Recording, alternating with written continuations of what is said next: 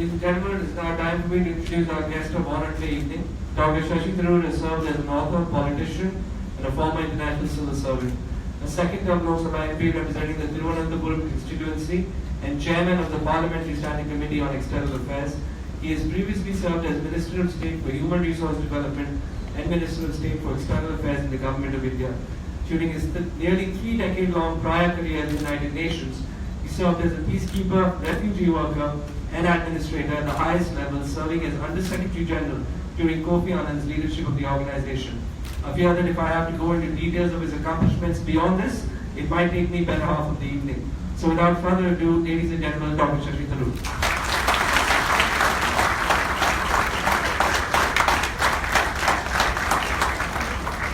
Thank you, Mohan. Distinguished President of the Tamil Nadu Congress Committee, Mr. Tirunava, Dr. Geeta Reddy, who is coordinating the South Zone for the All India Professionals Congress, Mohan Kumaramangalam and his team who've done so much to put this evening together, and above all of you, dear friends, professionals, Chennai residents, and I hope well-wishers, as well as one day supporters and members of the Indian National Congress. Ladies and gentlemen, friends, I hope that covers everybody. Great to be with you all this evening, and thank you so much for taking the trouble to come. As Geeta said, on the evening of a working day, turned up in very large numbers, and it's a delight for me to have an opportunity to speak to you all today. I didn't put that right. It's not just speak to you all, I also want to listen to you, because I think the earlier speakers, and that includes Sapna and Sujit with their excellent presentations, have already said everything that needs to be said. And so I can afford the luxury of being fairly brief in order to have more of an interactive session with you and respond to what's on your mind. I think that in many ways what we've already heard this evening has set the tone for what this discussion needs to be all about. We heard from Sapna data, facts, figures, and the kind of solid, rigorous application of mind that is indispensable for those of us who want to make a difference in our country.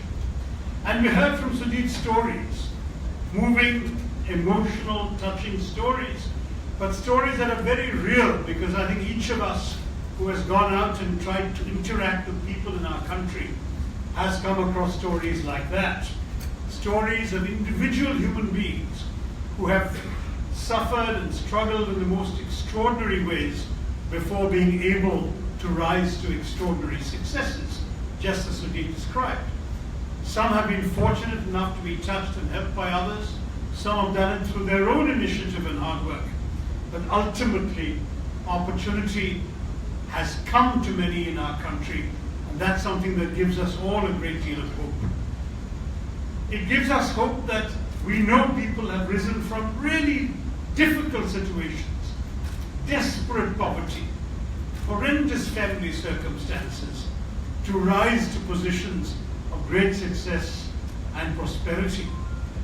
But it also gives us a sense of urgency that if these young people's potentials could be fulfilled, how many more millions are there whose potential, for whatever reason, has not been unlocked? Maybe they didn't meet a Sujit, maybe they didn't pass the right exam to get into the right university, maybe the bricks didn't come their way, and they're languishing without potential fulfilled in parts of our country where we can make so much of a difference, and we can tap that potential and unlock the doors that are barring them. And this is why I think those of you who gathered here today are probably here at all. Because as professionals, and every one of you has a profession, you don't perhaps feel that that profession alone fulfills every aspect of your caring, your concern about our country and about your own place in determining the future of that country. I thought what Tirunava said was so absolutely correct, that for many people, particularly people from the kinds of backgrounds that all of you come from, we tend not to look at politics as a viable option. I myself grew up in a middle-class professional family. My father was a newspaper executive, my mother was a homemaker. And even though I was fairly interested in politics, if you like, intellectually, and I sort of enjoyed getting elected by my peers in school and in college, I was president of my college students' union and so on, my parents made it very clear to me, exactly as he said, that if you are bright enough and hardworking enough and capable enough, you will do well in your studies, pass your exams, go to a good university, pass there, do well, get into a good profession. And it's the fellows who don't pass the exams who go into politics. Right? I mean, that's been the absolute assumption across most middle class families. I have to confess that to this day, my mother, and 2 years ago when she passed away, my late grandmother, disapproved profoundly of my choice of coming into this field. So when we call you all together as professionals under the rubric of a new organization, we have to admit that we are starting off with a consciousness that we are inviting you to participate in an endeavor of which at some level you disapprove. And you disapprove because you think for the most part it is unworthy, and that perhaps for many of you, politicians are people whom you either have to disavow, criticize, or feel ashamed of, rather than people whom you see as role models for you to aspire to be like. That's something that we need to fix, because at the same time, having grown up as a son of a professional, having been a professional myself, having interacted with professionals pretty much all my adult life, I know that after your hard days at the office or the university or the law firm or wherever it is you work and practice your professions, that when you come back and sit down with your friends over a drink or over dinner and you chat, most of you find yourself talking about politics. And most of you find yourself with ideas to express about politics. Most of you feel there are things that politicians could and should be doing and thinking that you can suggest to them, but you have no way of reaching them. Most of you tend to say, if only that was not such a closed world, if it is not a world that we have no access to, that we don't even know how to enter that world, and we don't know how to get anyone in that world to even listen to us. As again our PCC president said, there are some people in our politics who have had politics in their blood, in their families for generations. And so those who do not have that heritage tend to say, well, that's already disqualification, we can't get in. And when I worked with our party Vice President Rahul Gandhi to create the All India Professionals Congress, it was precisely in order to provide a platform for those of you who have those conversations and feel that sense of helplessness that those conversations will lead nowhere because you have no access to politics and you have no impact on politics. I believe passionately that you should have that impact. And the reason I believe it is because I have lived and worked around the world for the United Nations. And I've seen how in a majority of the world's democracies, politics is actually dominated by people like you. That it is the professionals, the educated middle classes of most democracies that discuss the issues, that set the agenda, that produce the candidates, that turn out to vote in large numbers, that stuff the envelopes, run the campaigns, knock on the doors. In our country, that is simply not the case. In our country, we know that there seem to be a kind of politics in which two sections, if you like, or three of our society seem to participate. You have indeed the traditional political families, descendants of those who participated in the freedom struggle, who made great sacrifices for the nation a couple of generations ago, but their children then continue to inherit the goodwill, inherit the vote banks, if you like, inherit the image that their ancestors had, and that seems to be one set of people. A second set, less numerous today, are the big, if you like, the big Nawabs, Maharajas, Zamindars, landlords, who had, if you like, a captive constituency in terms of people who owed them allegiance for social reasons. And then you've got what the Marxists call the lumpen proletariat, the people at the bottom of the socio-economic ladder who have nothing and therefore have nothing to lose, and who see politics as a means of their own advancement because, as we said earlier, they can't pass the exams. And now this leaves out that entire chunk of the middle class, the educated professional people who in other democracies are the mainstay of politics. In America, for example, in one of my columns I wrote a few years ago, I was struck by the fact that in the preceding 20 years of American presidential elections, I think something like 11 out of 15 candidates, some candidates contested more than once, so I think 11 out of 14 or 15 presidential candidates had all gone to Harvard or Yale. And in our country, with the exception of Dr. Manmohan Singh, we have not had a prime minister of that kind of distinguished education since the days of Jawaharlal Nehru. And the question that comes up is, why is it that the best of our society, the best of our educational systems, the best of our professions stay away from politics? Is it because they are not interested, or is it because they feel they don't have that access? Listening to Geeta Reddy's story was fascinating, because here she is, a doctor, somebody without necessarily the kind of political connections we talk about, and she happens to meet the Prime Minister and the future Prime Minister, and they say, come back and we will take you on. Many of us don't have an opportunity to do that, so we know that it's not always a path that's available. So how do we create a path that allows open doors to the professionals of our country? The people who are working hard every day, who are paying taxes, who are building this nation through what they do, what you all do in your work every day. How do we give you a chance to impact on politics? That was the question to which I offered this answer.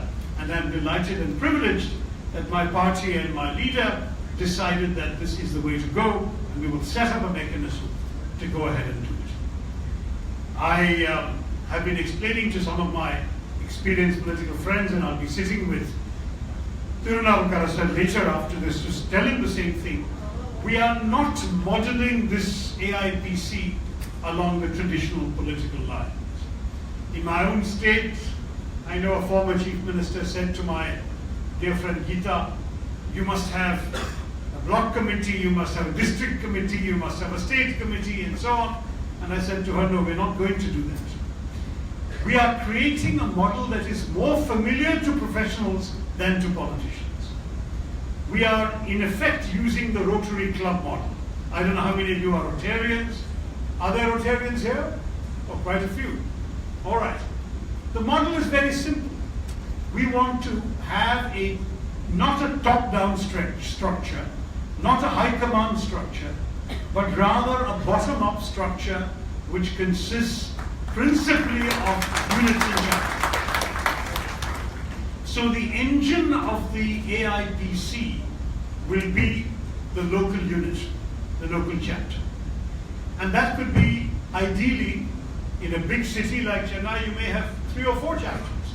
Initially, perhaps 2 or 3 to start with. It may expand to even more than that. But the idea would be that people in a broadly contiguous geographical area will be able to get together more easily. In a smaller town, there may be only 1 chapter, but there may be surprises even there.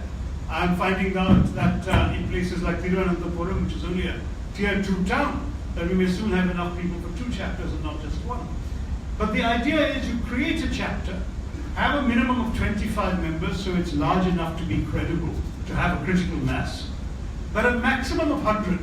We don't want it to be more than 100 people in the chapter, because then it will become like an assembly. This kind of meeting should be unusual, should be relatively infrequent in AIPC. What we want is that if you reach 100, you break up your chapter into 2 and have 2 units. How are these chapters going to function? Like the Rotary Clubs, we want you to have weekly meetings. But unlike the political parties, we want you to set the agenda. You, the members of the chapter, you decide what you want to discuss this week. Once in a while, yes, we will task you. And I can already think, in fact, Sapna gave us a very useful list of burning issues that her group came up with. I would add a couple to those. If you are, for example, in a city like Chennai, it would be very good if one of the chapters conducts a little study, a little survey of how GST implementation is working. If you are near a rural area, maybe you can go out and see how is Manrega, the Mahatma Gandhi National Rural Employment Guarantee Scheme, how is it being applied? Because you have professional skills. You look at problems differently from the way in which a regular politician would. Politicians are trained to look at things from the point of view of what voters might be attracted by and not attracted by, what they vote for, what they won't vote for. But you as professionals are trained to look at pictures, the overall picture. How does the data stack up? Where are the efficiencies? Where are the inefficiencies? What works? What doesn't work? And that's what we want to hear from you. So we will occasionally task you, but for the rest of the time, we'd like you to discuss whatever issue of the week you feel is interesting to you. You can call any speakers you like. They don't have to be from the party. You can also call party leaders, and I'm sure that we are all going to enjoy the cooperation of Mr. Tirunavakarasar and the PCC, but if you want a PCC member to come and listen to one of your meetings, just to sit there and listen, he will send you someone, I'm sure, right? Similarly, if you want someone to come as a resource person to talk to you, that is also possible. So that when you read in the newspaper even that somebody is coming, a national leader, to Chennai, you may say, can we invite him to address our Friday meeting at 5 o'clock and such, and if he's there on that Friday and it fits his schedule, he may come and he can speak to you, or she may speak to you, be a resource person for you. All of these options are open. We want you then to feed back to us. We want you then to feed back to us what you think. As I said, this is not a top-down organization. This is about communicating from you up to the rest of the system. So we're going to have a very light structure. The chapter is where the energy is. The chapter will not have a district level to interfere with your work. It will go straight to our state coordinator, but we're having a very, very small team in each state. Just a state president, secretary, and treasurer. That's all. Nobody else. We don't want to have a heavy structure. If they need help, they will turn to the PCC president for any other help. Otherwise, it's a small team, because their job is not to give orders, their job is not to give instructions. Their job is to facilitate the work of the chapters, to coordinate the work of the chapters, to relay messages in both directions, and to work with you. So as I said, we are moving away completely from that top-down structure. These state chiefs will similarly be coordinated by a zonal chief. For the south, it's Gita. And the zonal chief also will have a very small structure, just the chief, the president, the coordinator rather, zonal coordinator, and the secretary or an operations officer. Because our idea is, again, that the energy, the strength, the numbers, the functioning should all be at the local chapter level. And finally, at the top, we have the sort of national executive, which is the 4 zonal coordinators of myself. Why are we keeping the structure so light? Because, as I said, it's not about us deciding on top and giving instructions. It's all about what happens at the grassroots level, and it's what you think that we want to know. What you feed up the chain may actually help us in all sorts of ways. Information, data, insights, anecdotes, studies that you do can be used by our spokespeople. They can be used by our MPs in parliamentary debates. And they can also go into policy papers produced by our research department. And eventually they can fill the manifesto of our party when we contest elections. So the party will benefit from all of your thinking. What do you get? You will get the opportunity to feel connected and to be connected to the mainstream political process. But equally, depending on your level of interest, you will come to the attention of these politicians in order, if you are interested, to make yourself available for other mainstream party functions. So it could well be that through this mechanism, we discover a professional who speaks so well that is somebody we would like to put out as a spokesman, as a television panelist, and so on.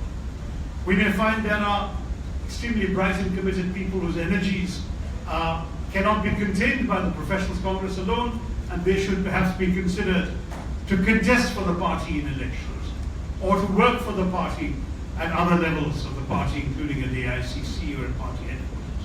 So it becomes very much a mutual transfusion of ideas, of energy, of possibilities, of people.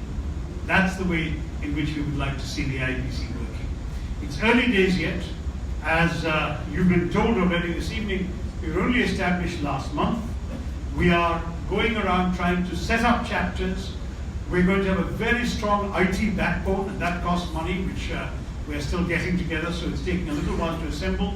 But we want to create a system in which whatever you all discuss amongst yourselves and feedback up will be shareable with the other units in the country through a website that is restricted to the members, the fellows.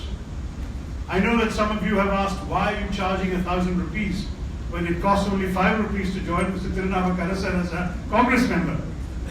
And the reason we're doing this is because we believe that professionals who have the time to dedicate and the mind space to dedicate to this kind of work have already reached a certain level in their professions, are taxpayers themselves and can afford 1,000 rupees. That's the logic of what exactly we're trying to do here. Because from our point of view, if you can't afford 1,000 rupees, there are lots of other forums available in the Congress Party. A young person has a youth congress, for example, and can be an active participant there. A student can join the NSUI, the National Students' Union of India. There are, if you like, traditional political outlets through very many other front organizations of the Congress and cells and departments of the Congress. The Professionals Congress, to that degree, demands more of you financially, but in turn, we hope, gives you more of a channel professionally. So that's, broadly speaking, what AIPC is going to be about, how it's going to function. If you have questions on that, when I conclude, I'll be very happy to answer some of those questions.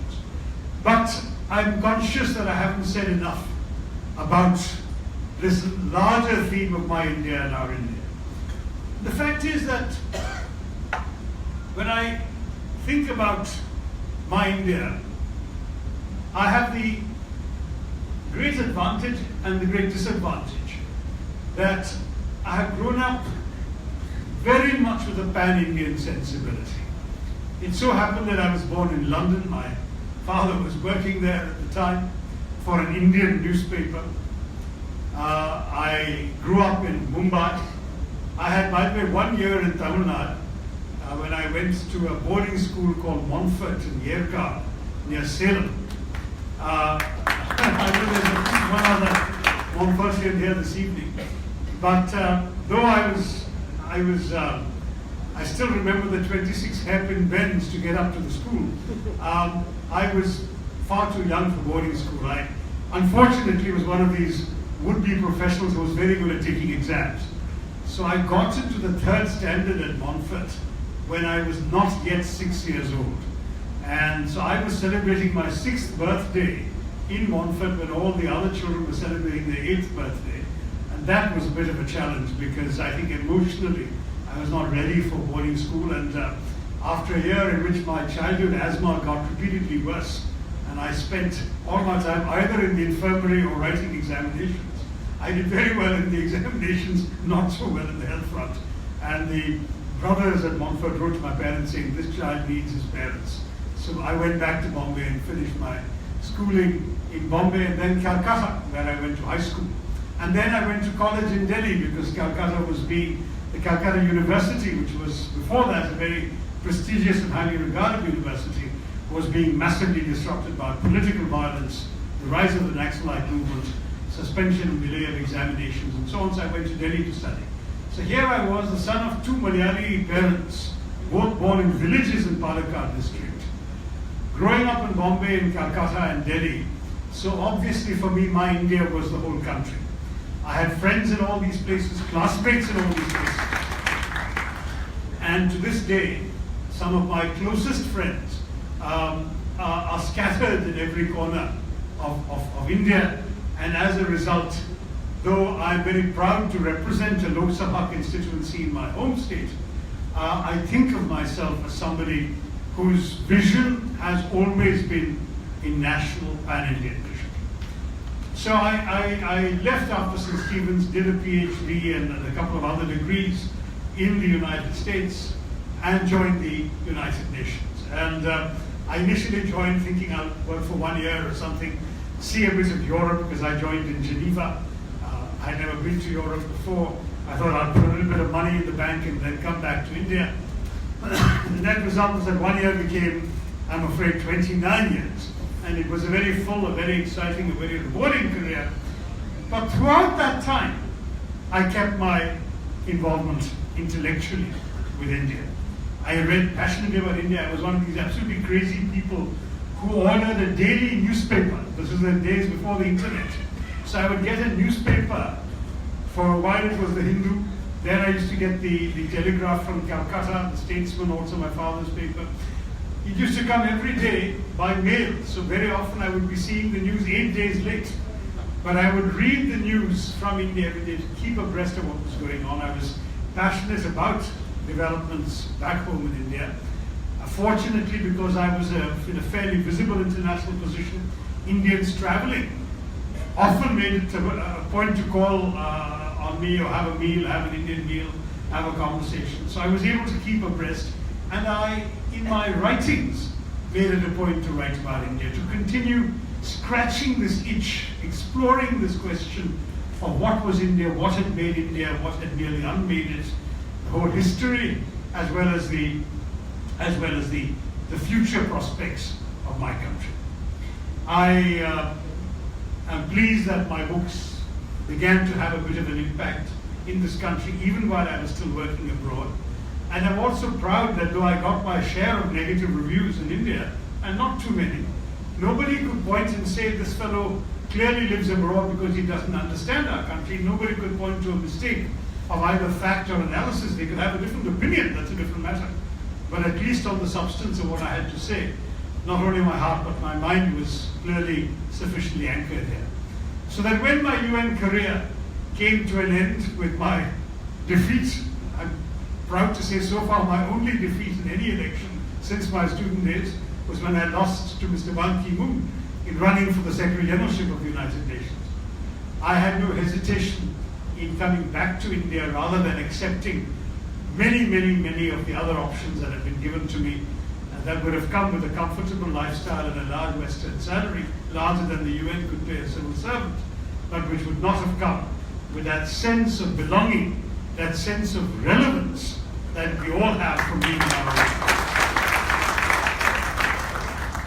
So sometimes when some people choose to decide who they should call anti-national and who not, I sometimes think, when you have chosen your own nation, I was eligible by birth for a British passport, I never took it.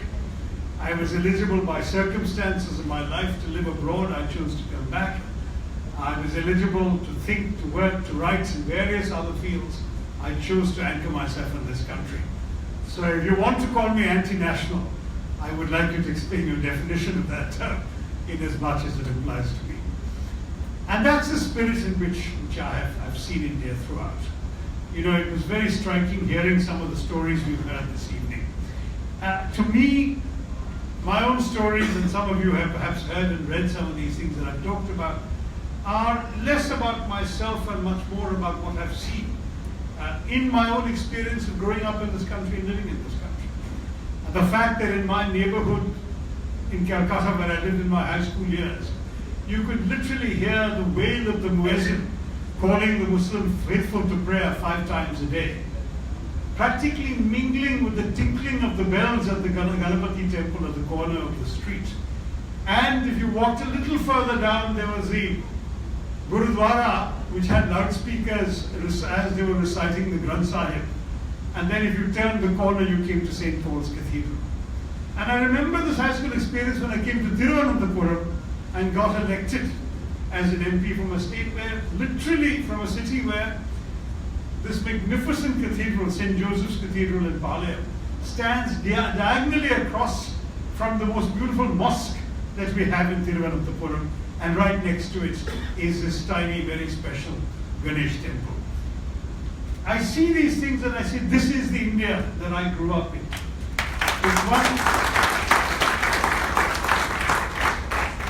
It's one in which people have always lived together side by side and shared experiences together. It's an India where My parents, coming from a nationalist generation, my father dropped his caste name in college because Mahatma Gandhi said that carrying a caste name was the wrong thing to do. Caste has to be overcome.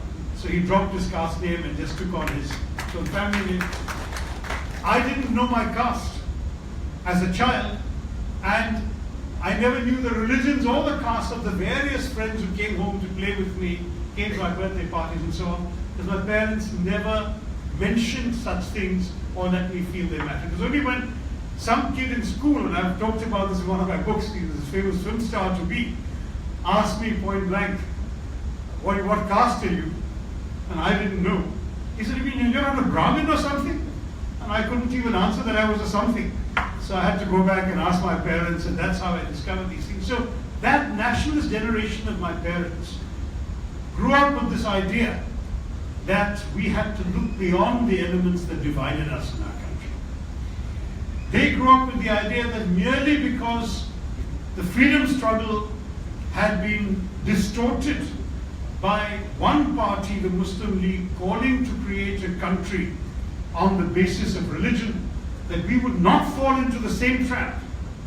They said we will not say that because that is a country that has been created for Muslims, what remains will be a country for Hindus. Our nationalist movement, they said, had always fought for a country that was a country for everybody, and we will preserve it as a country for everybody. So I grew up with that belief. I remember I was in my last year of school. In fact, I'd taken my school leaving examinations when the war broke out with Pakistan over what became Bangladesh in December 1971. And the Pakistani generals were foolish enough to declare what they call a jihad against the Hindu unbeliever. Well, who was resisting that jihad on our side? The commander of the Air Force, as you know, was Air Marshal, in the northern sector, beg your pardon, later became Air Chief Marshal, was a Muslim, Air Marshal Latif. The overall commander of the armed forces was a Parsi, General Manekshaw, later Field Marshal Manekshaw. The commander, the GOC&C Eastern Command, who led the troops that marched into what became Bangladesh, was Sikh, Jazid Singh Arora. And the general who was helicoptered into Dhaka to negotiate the terms of the surrender of the Pakistani forces was Jewish, Major General Jacob. That was India. That is the India that we grew up with. All of them were Indians first, leaders first, soldiers first. And whatever else they were was between them and their vision of their maker. How they stretched their hands out to God was their affair. It was no affair of the country or of the state. That, to my mind, is what I believe we should all cherish and value in our country. Do we cherish it enough? Do we value it enough? I think this is the moment when we have to find ourselves answering these questions. Because for the first time, we have found ourselves being ruled by people who fundamentally disagree with and dissent from this vision of India as a land of everybody. We are seeing, I think it was important, Tharoor Prof mentioned the whole question of the anti-Hindi agitation in the 1960s. Suddenly we have a group of people who are again trying to thrust Hindi, Hindu, Hindustan down our throats. Can India be reduced to such terms? The great strength of India is that we can speak multiple languages, that English has become an Indian language because it is a language that links us all, professionals from different parts of the country. If we have another language in common, we can speak it to each other as well with pride. We can move between languages with comfort. Tamil that's all I can say. But the fact is that I can speak a few sentences in half a dozen Indian languages simply to make the other person feel comfortable. But if we have either English or Hindi or something else in common, we will speak to each other, and that all that is part of our strength. But at the level of the government, the moment you take one Indian language and thrust it, privilege it over everybody else, then the government in India will be talking to Shukla in a language that Subramaniam does not understand. And there begins again the division of the country. If you start privileging people of certain religious faiths, then you find yourself in a position where large numbers of people who happen to worship God differently but are just as Indian as you are suddenly feel excluded, marginalized, alienated. Is that something that India can afford? If we are going to create a country in which some can say India is shining, but they don't ask whom India is shining for. If growth figures and speeches are thrust at us without any appreciation of how it has affected the lives of ordinary people every day in our own country, then where is our country going? You know, one of the criticisms that has been made of us in the opposition, who are sitting on the stage, is that we are criticizing the government, but we have no alternative vision to offer. I find that criticism absurd. Not only have we offered an alternative vision, we have implemented it time after time. In over 49 years of the 70 years of our independence, the Congress Party has either been in power or participated in power and has contributed immensely to building up a certain vision of India. But if you ask us, what do we stand for? We can tell you.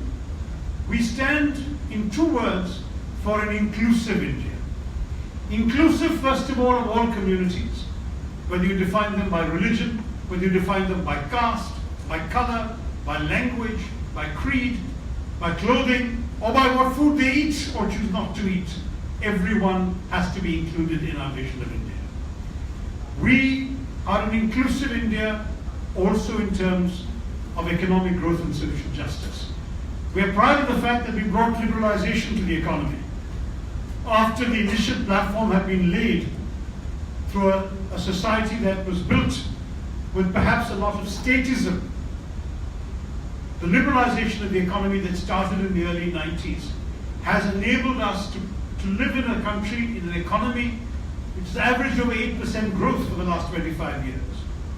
But the difference between us and those who are in power today is that we have consistently believed, and we have acted upon this belief, that the fruits and revenues of that growth must be given to those who have nothing, who cannot afford to participate in that growth. The magic of the markets may well apply, but the magic of the market will not appeal to those who cannot afford to enter the marketplace. And we must help them to enter the marketplace by giving them that start in life. That is also a sense in which we are an inclusive India, because whether we grow at 9% as we did under the Congress, or whether we grow at 5.7% as we're growing under the BJP, what really matters is the bottom 25% of our society, because if we can't help them get out of under poverty, then we will not ultimately have served the purpose that politics has empowered us to serve, which is the betterment of our country and all its people. The truth is, of course, that in the 10 years of Congress rule in the UPA government, we were able to pull roughly 1% of our population, about 10 million people every year, up from below the poverty line. And that may be too slow, because obviously at that speed it will take 26 years for us to eliminate the 260 million people below the poverty line. But at least we were making that progress. We wanted it to be faster, but there was some progress. How much are we doing under the present government? I would respectfully request the government, maybe Sapna can dig up the data, to tell us how many people they have successfully pulled out of the poverty line.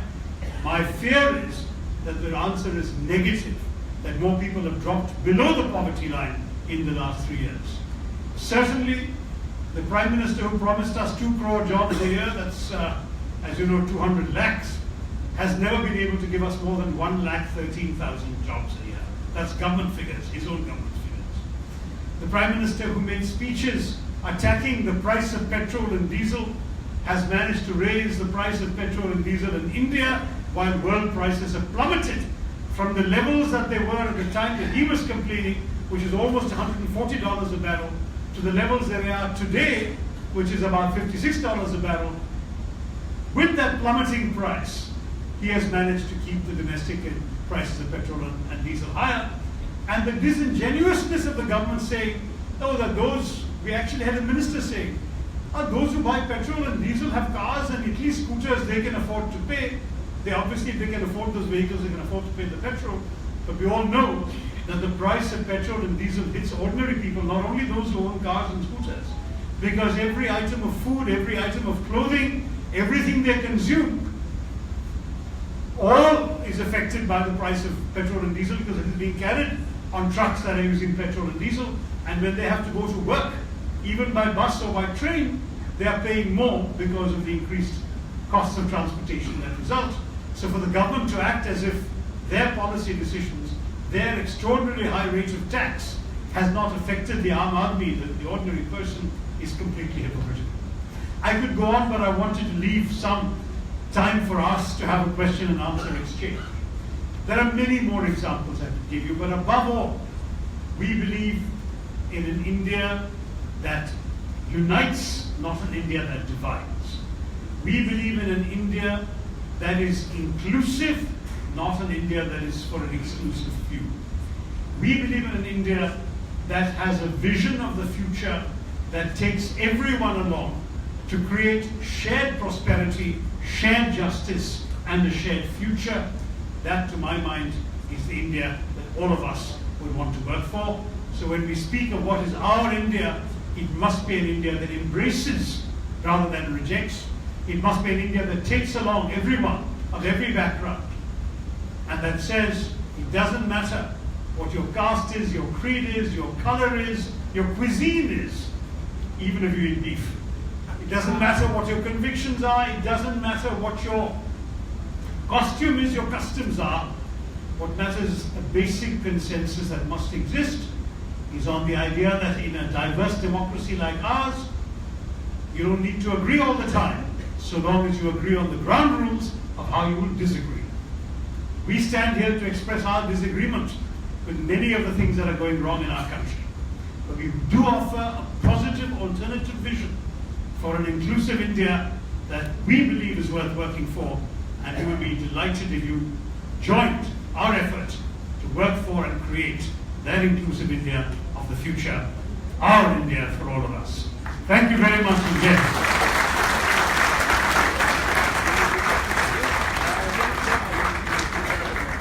That is why the ethnic fundamentalism, especially in Tamil Nadu and especially in some other states, Nadis are taking over. So I believe that universities are the places to start with. Universities are the places to start with, and I want your opinion on this. Thank you. No, I think that you're quite right that the culture of reason is under threat, and ironically it's under threat from people who claim to be speaking in the name of a faith which is actually profoundly anchored in reason. If you read Adi Shankara's treatises, he actually stressed the importance of reason over blind faith. And unfortunately, we're seeing the opposite today in those who claim to be speaking in the name of the Hindutva doctrine. But let me say very bluntly that while this is very much an issue, we have to fight across a number of fronts. There is the issue of reasoning versus faith. There is the issue of dissent, the right to dissent, even if somebody may be wrong in what they believe, the right to express their views without being stifled, censored, or even arrested and threatened. The right, of course, to be able to function freely without the threat of violence and even murder. One of the slides earlier showed us the picture of Gauri Lankesh. What a tragic thing to be silenced because you're expressing your views. All of these fights have to be fought. Here in the Professionals Congress, we are working with all of you who are professionals. In the universities, I myself go and address universities all the time. There are students who are not yet professionals and therefore are not our AIPC's natural catchment area. But they are certainly vital. They are voters for the most part once they turn 18, and they are people who we must reach out to, and we should stir their consciences as early as possible. Thank you. Young man with the glasses. Thank you very much. Dr. Tharoor, yes. My name is Tharoor, and I would describe myself as a well-wisher. So my question is in regards to the nature of this gathering and the paradox that most professionals live in a world of meritocracy, where you perform well, you get promoted. Whereas that doesn't seem to be the case in the Congress Party itself. if it were up to me, I would nominate yourself as the leader of the Congress Party. You once held ambitions to run the United Nations. Aren't your ambitions the same in regards to India? Thank you. First of all, on the question of meritocracy, I forgot to say something very important about AIPC. I did mention our existing structure. Geeta gave you the names of the people and so on. But I want to stress that I myself have said to Rahul Gandhi that this should be only for the initial couple of years, maybe for a few months after the general elections, whenever those may be. So another 2-3 years maximum, we are going to move completely to an elected model. We want the chapters to elect their own leaders. We want the leaders of the chapters to elect the state heads. We want the state heads to elect Geeta and me, or not, as they see fit, because honestly, we want to see democracy and meritocracy in the Professionals Congress. I should have said that earlier. I'm saying it now because you reminded me that I had not said it. So initially, yes, we are running this with appointments coming from the top just to start the organization going. Eventually, we will elect. As to myself, let me say very bluntly, if I had such aspirations, I should have started in politics sooner. I had an entire career elsewhere, and I did have an aspiration in a career to which I had devoted most of my adult life. Today, I've come in rather late in the day to politics. I'm very privileged with the opportunities I've had, and I'm very happy to continue to serve in whatever opportunities my party gives me. In our system at the moment, there is no vacancy, as you suggest. We have a leadership process. The process is working itself out. It will produce a result. And I'm very happy working within that process, because for me, the ultimate thing about politics is really, it's much less about individuals than about ideas and values. We have today in the BJP a gentleman who's like the sort of the big conqueror on the white stallion with his sword upraised, who's coming around, knows all the answers to every question, will cut through the swords and solve everything. To my mind, that's not what the Congress Party is offering. It's not about one kind of white stallion man on a horse versus another man on a horse. What we are offering is a very different style of leadership, one that listens, one that is interested in what the public cares about, one that may even say we don't know all the answers, but we work with a very experienced bench of leaders of great backgrounds and experience to actually come up with the answers and work with their problems. So that ultimately is the difference in how we're going to proceed, and I'm very happy to be part of that process and work in that way towards achieving the values and goals that I spelled out for you this evening. It's the young lady in the yellow. Go ahead. Firstly, it's been a great honor to hear the visions you have for India. So thank you for the opportunity. And secondly, I have 3 questions for you. Short ones. Yeah. Quoting one of your previous speeches, can we be taken seriously as potential world leader in the 21st century if we do not develop the institutions, the practices, the personas, and the mindset required to lead in the global arena? How do you think as youth we can strategize in these areas to bring out the changes in the root of all these issues? The first question. And the second is, how do you envision the entry of external professionals in the field of bureaucracy and diplomatic services? And thirdly, is there a possibility in Indian politics to have judiciary, legislative, and executive board members to come together for common discussion? Because I personally feel that there should be some sort of synergy between these 3 for a societal development. Thank you. Excellent. Well, you yourselves are the answer to the first question. That is, all of you, the ideas that you contribute, the research that you do, the policy prescriptions you offer, will be precisely what will constitute the strategic thinking that will take India forward in the 21st century. Your second question was about how you can actually get into the bureaucracy itself. And there I'm proud to say I've been a long-term advocate of lateral entry into the civil services. I have raised this in Parliament on numerous occasions. I have, in a question to the Prime Minister, which was answered by his Minister of State in the Prime Minister's office, Jitendra Singh, I raised this very question of trying to accommodate external professional expertise into government, and the government has promised, as a result of my question, in writing that they will set up a study committee to investigate how this can be done properly. And in my own committee, I chair the Foreign Affairs Committee, External Affairs Committee of Parliament. Our report recommended that the Indian Foreign Service take external professionals on a lateral basis. We have pushed this very strongly, and the Foreign Ministry has initially, somewhat perhaps grudgingly, taken a few professionals into one part of the Foreign Ministry, that is the Policy Planning and Research Unit. But it's a beginning.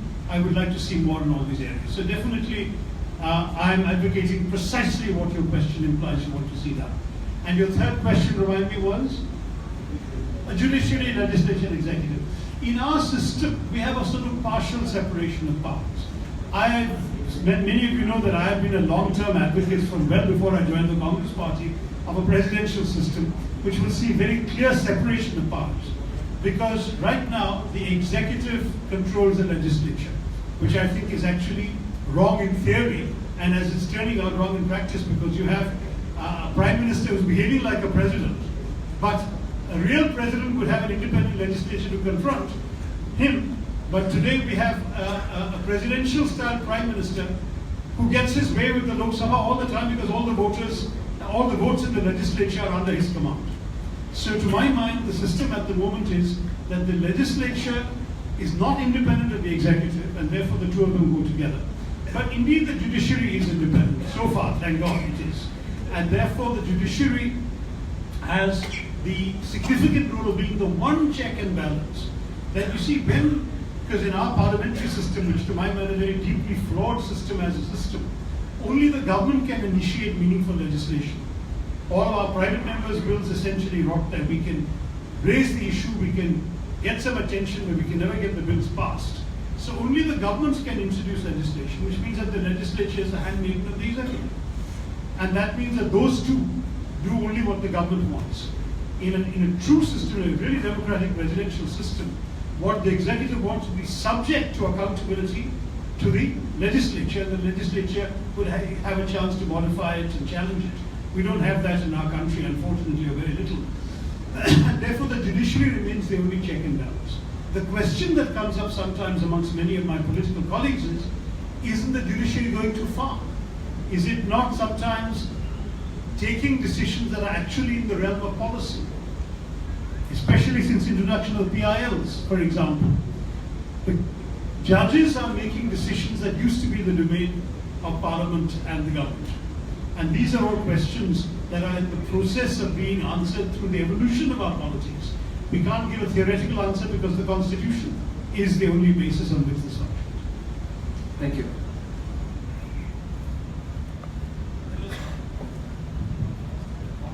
Hello, sir.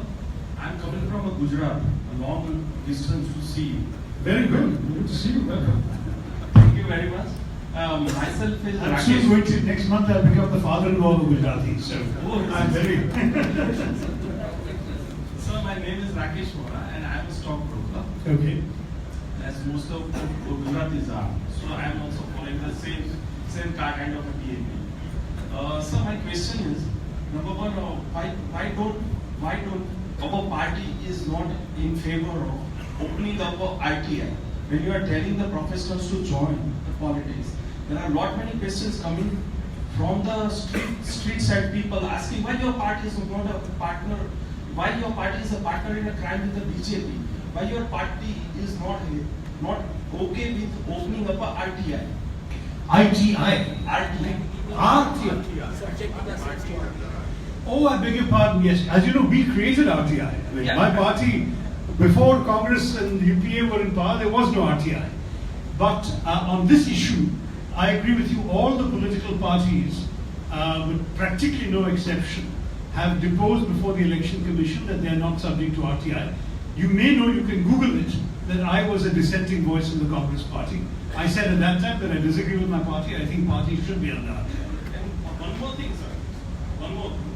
About the Kashmir issue, there are a lot of issues raised by the BJP people that Mr. Nadu did a great mistake. That Kashmir was given to the UN for a solution. Against that, I myself had gone to the history where I had seen that Mr. Nehru had brought not many territories into India, like Goa. in 1961, Pondicherry, Junagadh, Lakshadweep, Andaman Nicobar, Chandannagar, Mahe, Hyderabad, yes. So why we all Congress people never carry that propaganda that see what the Nadu has done in his period. I think it's a very good point. We perhaps could improve our public relations, not propaganda, our public relations much more and speak much more robustly. I don't think Nehruji had very much of a choice at that time when he went to the United Nations, because we had barely recovered from the horrors of partition, the violence, the massacres, the destruction, when this invasion also happened. And though we were able to prevent it from going too far, we paratroops people in. In fact, a gentleman who was a very good friend of mine and whose grandson is working with me in the city, standing right there, was the colonel who was parachuted in to Srinagar airport, and we were able to hold the airport and push the Pakistani invaders back. The fact is that at that point, we did not have the resources to sustain a very long war. A ceasefire was required, and it seemed that the newly created United Nations would be the appropriate neutral body to maintain such a ceasefire. With hindsight, which I believe was not genuinely available to anybody at that time, it may turn out that making it into a dispute was not perhaps the ideal thing. But in those circumstances, given the information and the realities of that time, I don't believe that our Prime Minister had very much choice. Hello, Dr. Tharoor. I'm Siddhartha Jagannathan. I'm a Nadu. Everybody would agree that Dr. Tharoor's speech was inspiring nationalism in everyone. My specific question is regarding the AIPC. The professionals don't come to politics because the system somehow has a political vendetta. So the moment a professional comes in and challenges the government or criticizes the government or a policy, his career goes for a toss because he doesn't have the time to sit and fight the government over like a politician can do. Not all politicians are not professionals, but if the AIPC could make it an agenda to protect the professionals who are coming into politics from such kind of harassment, I believe that a lot of professionals would gladly join the political arena. Do you think it would be possible for the AIPC to address that? That's an excellent point. I mean, obviously, if a member of the AIPC brought our attention to an act of harassment that he believes is a result of the position he or she has taken, we would certainly offer whatever help we can. We do have a legal cell if legal assistance is required. We can also make a noise, including on social media and so on, and thereby embarrass those who are harassing you. So we can do all of that. Ultimately, the degree of courage that every individual shows is entirely up to them. I don't think any of us can force someone to jeopardize his career or his livelihood or his family's interests for the sake of a political party. But equally, the political party must have an obligation to rally behind you when you pay a price, if you end up paying a price for your courage of your convictions. And I think that we can do. The sad truth in our country is that power is disproportionate and power can be misused by those who are exercising it. We are proud in the Congress party that when the Congress was in power, by and large, used power responsibly. Some of the nasty things that have happened in the last 2 or 3 years have not happened under Congress rule. And the other point to be made, of course, is that because there is a multiplicity of parties in the state governments, often harassment by the central government can be offset by protection from the state government and so on. In Tamil Nadu, that could, for example, work in your favor, that the party ruling in the center has no prospect of coming to power in Tamil Nadu, at least not directly. But it is also true that there are many Indians who are in states where they have nothing but BJP in power in their states and in the center, and then they have reasons to worry. Look, when you come into politics, you unfortunately have to be prepared for some pretty nasty stuff. And believe me, I've been through a few Agni Parikshas in the last few years myself. And it's been hard. I mean, it's one of the reasons why. As I said, my mother and grandmother said, why have you gone into this profession? When people are throwing all this mud at you. I mean, I spent a lifetime with a spotless reputation, and I've been accused of all sorts of sins of commission and omission I wouldn't have dreamt of committing. But unfortunately, it's there, it's out there in media, social media, television, and some of the mud inevitably sticks. It's hard. Now, for a professional, that's tough to take. I understand I had a much thinner skin when I was a professional. Today I've learned to grow a thicker skin. But I would say to you that to the extent that we can help you, we will. I'm sure that if here in Tamil Nadu you found yourself being harassed or getting tax rates or whatever merely because you signed your name to a critical article or made a speech or whatever, let us know and we'll stand up for you. Whether that will be enough in today's political realities, I can't guarantee. So we're running out of time, so could you please keep your questions brief and we'll take a few more questions only. Two quick questions, sir. I asked this question to you as not just as a representative of the Congress, but also a former senior UN official who was in charge of helping stateless people, refugees, and so on.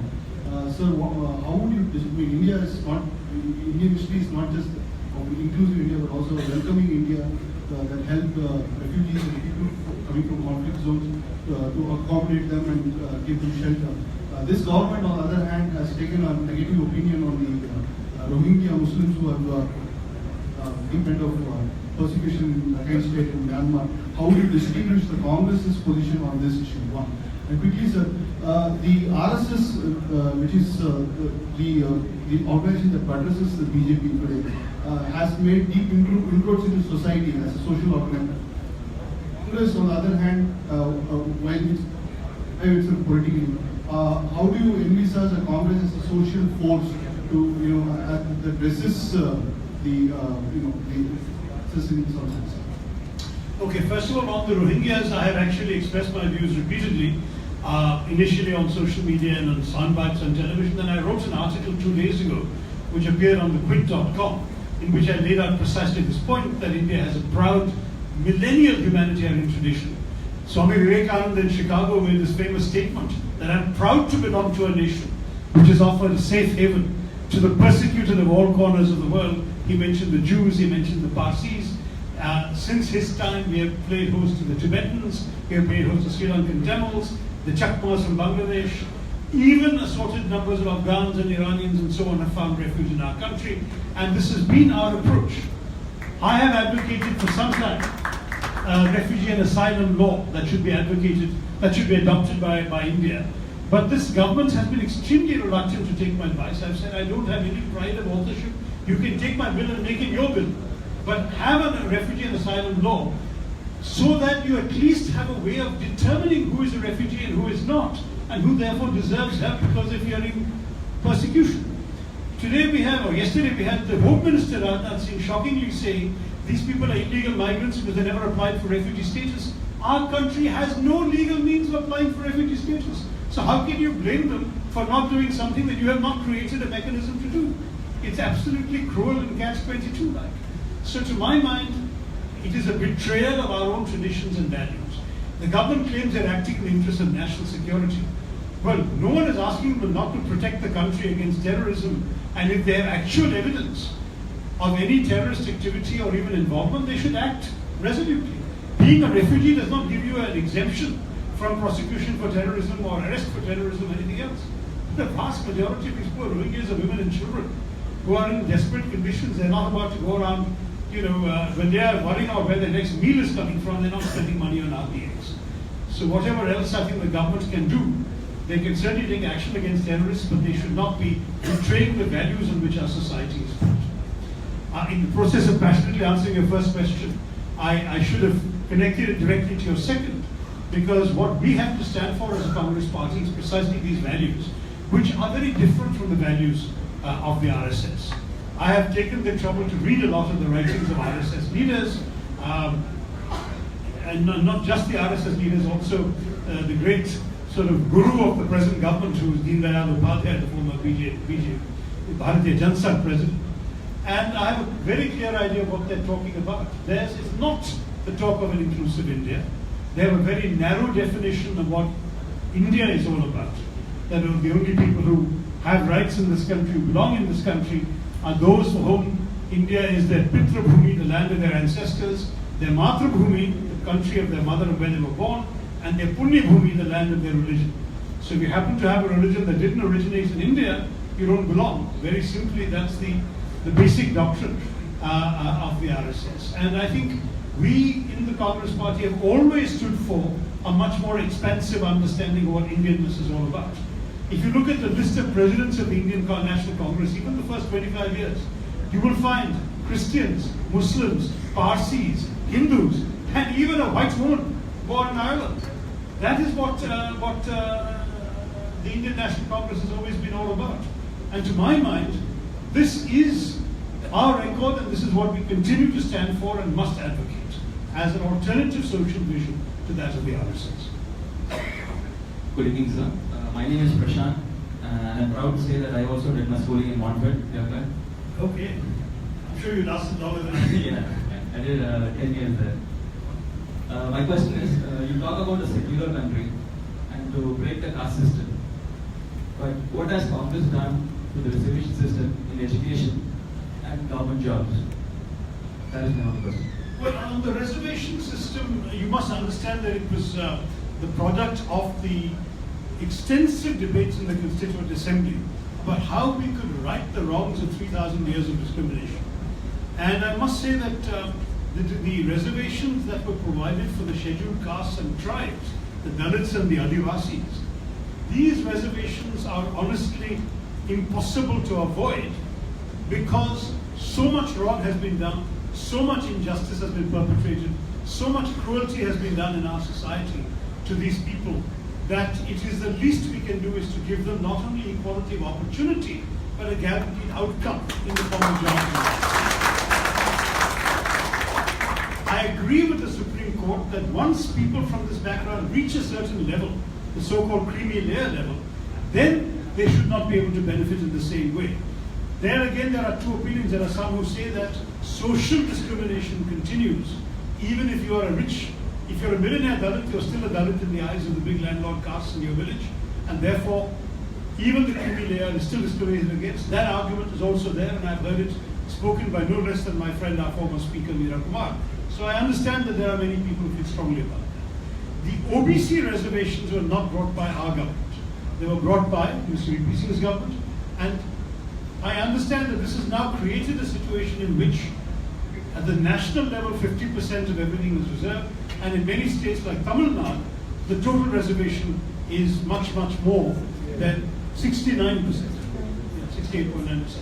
So in those circumstances, I can understand the frustrations of some who feel that we have to go for a meritocracy instead. The problem with that is that meritocracy works best when there is a level playing field. It is like this controversy about if you have to take an examination in English and your entire education has been in Tamil, are you really competing on the same level with somebody who has studied the whole life in English? So these are questions that are too complex to give you a soundbite answer.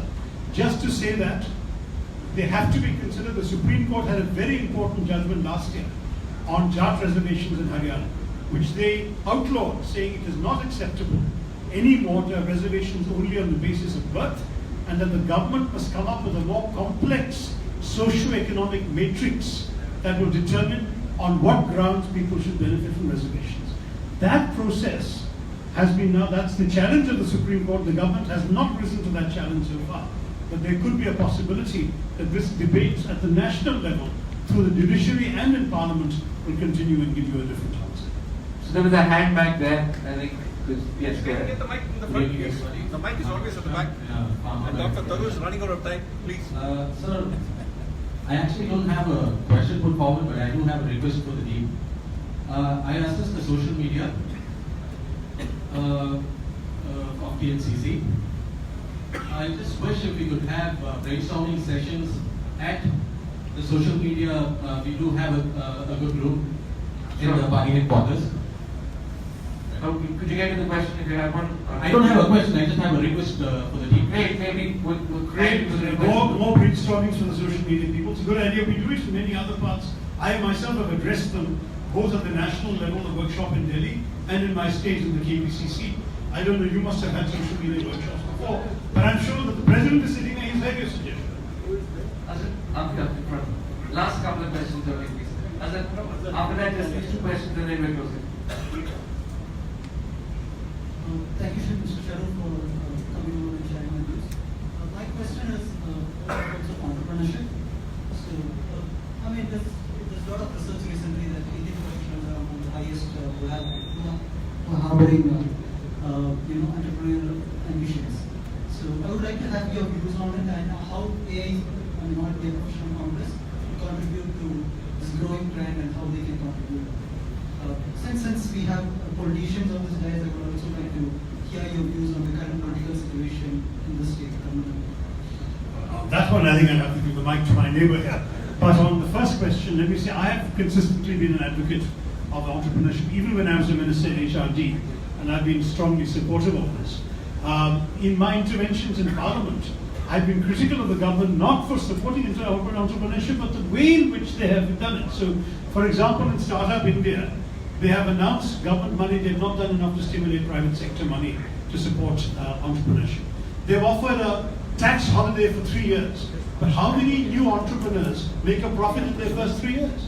I suggested in my speech on the budget, I said, why don't you instead give tax incentives to angel investors so that young people starting an entrepreneurial business will actually get more money because the chap giving the money will not be paying tax or not be paying as high a tax. Instead of which, you are promising this fellow a break if he makes a profit, and he may never make a profit. So these are the kinds of criticisms I have made, but I want to see much more entrepreneurship, particularly given the abysmal performance of this government in job creation. It is very clear that we're going to require more and more individuals to make jobs themselves, and entrepreneurship is therefore the answer. But let me say that if you are in a chapter of AIPC, you should take this up as one of your topics in one of your weekly discussions and give us very solid advice. Give us 10 points, for example, that the Congress Party should advance in order to make it easier for professionals to be successful entrepreneurs. Let it be, as I said, coming to us from you and not us giving you all the answers. Sorry, that's not fair. Last two questions, one here and one here, and then we're done. Please go ahead. Dr. Tharoor, good evening. I represent a group called All India Group called Idea of Congress, and some of my members are here. Please stand. And Dr. Tharoor, I have a very, very short question. It's 10 months now. Has demonetization been a complete failure? That's all. Yes, and in fact, I can give you a very long answer, but instead I'll give you a short one. I have written what is perhaps the longest analysis of demonetization for an international publication, which I tweeted just within the last 10 days. If you don't mind, go on Shashi Tharoor, twitter.com/Shashi Tharoor, and just scroll down. You will find my lengthy article analyzing it in great detail from start to finish. The only detail missing is the recent RBI figures, which of course confirmed that my analysis was right. I think it's been an utter and total disaster. To this day, I have not understood the motivation for it. The most cynical explanation is that it was very short-term, intended to deprive certain opposition parties of the money in their hands before the UP election. That is literally the only explanation that makes any sense. None of the other explanations given has made any sense at all, because all the goalposts constructed by the Prime Minister in his initial speech shifted during the first 3 months of demonetization to other goalposts, and even those goals were not kicked. The ball was not kicked into any of those goals. So while we have had a shifting target, none of which was fulfilled, whether it was black money, counter-terrorism, counterfeit notes, cashless economy, you go one target after another, every one of those was missed. So ultimately, what good has demonetization done? Maybe it helped the ruling party win UP. I can't think of any other positive benefits. Hi, Haynes, that's my name. My question is, average age group of DYFI or AYF, it is 22 to 25. But if you look at IYC in newcomer, it's 35 to 40. So how are we going to tackle that age gap? Well, the country is changing. We're getting to be a younger and younger country, so I'm fairly confident that that number will also change. What's happening is that in the example you've taken, because the two groups you talked about, if you take my state of Kerala, if you compare the DYFI, which is the CPM student body and youth body, with the KSU, you'll find KSU has a lower average age. If you compare it to the IYC, then you'll find the IYC has a higher average age. No, because the CPM has both. Yeah, SFI and DYFI. But we have youth Congress, they have DYFI. DYFI age group is 23 to 25. Even now? Even now, yeah. All right, well, fair enough. In that case, we clearly need to get more young people into the IYC. Our problem is that our younger people tend to stay in the student movement, like the KSU or the NSUI, And often they are students till their mid-20s, and only then do they join IYC. So the Youth Congress takes them after they've served their apprenticeship in the student unions. Whereas it seems from what you say that the left is taking them at an earlier. All right, but I'll talk to my colleagues who work on these bodies and see whether there's a solution. I don't have an answer to that one today. So last question on this side, the lady. Glad to hear from the lady. Yes, please. Good evening, Mr. Tharoor. I'm a huge fan of yours. Wherever you are in the city, I always try to see that I'm there to hear you speak. And so it was kind of disappointing that when a number of people were talking about inclusiveness, it seemed that women were not at all mentioned. I mean, we had so many men. I had to literally fight for this mic to be the second woman to ask this question. Why is it that there are so many men and so few women in politics? I mean, Mr. Devna, the person did try to venture an argument, but I'm not convinced. If I want to join this party, I want to know whether you're really going to listen to me. And I'm not talking about hearing me, listen to me. It's an excellent question. I mean, I can take the easy way out and point to Geeta and say that not only do I listen to her, but I have been guided by her with her extensive experience. And I think we're very lucky that we have strong women like her who have brought their experience as well as their female sensibilities to the politics of our country. As you know, yesterday our party president Sonia Gandhi has reminded the Prime Minister that his party had supported the Women's Reservation Bill when it came up in the last Parliament. But after they came to power with an absolute majority of their own, they have not lifted a little finger to pass that bill. When we were in power, we brought in the bill. We got the major opposition party, the BJP, to support us. We passed it in the Rajya Sabha. We did not have the numbers to bring it to the Lok Sabha without BJP support, which at that point was not forthcoming. Now, the BJP alone, even without us, can pass that bill. Will they do it? We have seen no sign of that. So we are strongly committed, both as a party in terms of policy and in terms of principle, to doing this. I must say that I am very surprised at how modest the numbers are, because I know many developing countries, so-called, where the percentage of women in parliament is much higher. If you take a place like Rwanda, they are actually a majority. 52% of the MPs in Rwanda are women. Sweden is second, I think 48% or 49%. So there is no reason why. I mean, as the famous expression goes, women hold up half the sky. They should be running the country at least half of it. It seems as if part of the problem is the reluctance of women to put themselves forward, perhaps because of the constraints of our society, the challenges they face in coming into active political life, and so on. Those women who have come in can give you positive stories. In my own views, we should actually be publicizing these stories much more so that we can actually inspire other women. I was always struck by the fact when I was in the foreign ministry and I went to Liberia, the president of Liberia was a woman, was so grateful to India that it was a group of armed Indian women police who were protecting her at the presidential palace. And she said, not only are they protecting me, but because they are so visibly there and doing this, women in our country who had been victims in all these civil wars, victims of assault and rape and violence and so on, for the first time were able to see women as security providers, not victims. And as a result, the number of Liberian women applying to join the security forces, she said, has gone up to record levels because of these Indian women.